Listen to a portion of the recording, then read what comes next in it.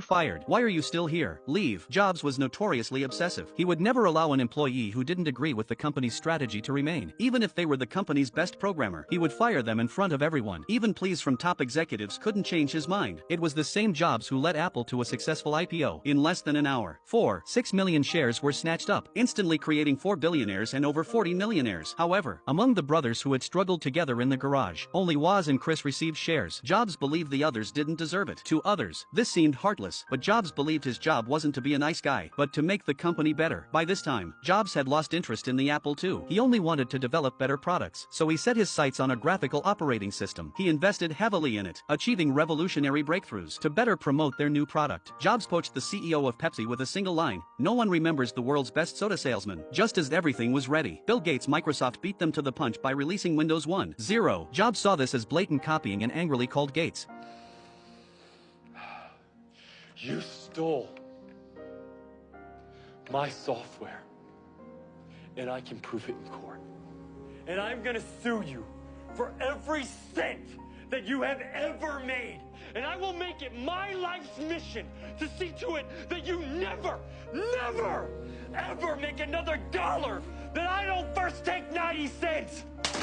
Affected by this, sales of Apple's newly developed Mac were dismal. Users flocked to buy competitor IBM's more cost-effective computers. Apple suffered huge losses for the first time. Jobs' approach of developing new products regardless of cost infuriated the board. They unanimously decided to defuse this ticking time bomb and used the opportunity to undermine Jobs. Furious, Jobs stormed out of the company he had single-handedly built. However, Jobs' departure didn't improve Apple's operations. Even after changing CEOs several times, they couldn't reverse the decline. After leaving Apple, Jobs spent more leisure time growing vegetables and being with family. He also founded a software company called Next. Ironically, Apple ended up acquiring Next's operating system. Facing continuous losses and the brink of delisting and bankruptcy, Apple's new CEO had no choice but to personally reach out to Jobs, asking him to return and clean up the mess, agreeing to any conditions Jobs proposed. After all, it was the company he had built with his own hands. Jobs couldn't bear to see it fall like this. Upon returning, Jobs first allied with the board to fire the CEO who had brought him back, putting himself in the CEO position. He then cut all non-essential products, focusing only on what the company did best, keeping just the home and office product lines. He also wanted to build a new operating system based on Next, to ensure he would never be undermined again. Jobs fired all the directors, including Mike, to secure his power and position. On the product front, Jobs asked employees to put down all their work and start from scratch, to put their hearts into creating something they truly cared about, focusing on making one excellent product. In the fourth year after his return, 2001, Jobs unveiled the groundbreaking iPod, defeating Sony's Walkman series and becoming the world's #1 portable music player. In 2007, Apple officially launched the iPhone, a product that changed the world, propelling Apple back to the top of the global stage.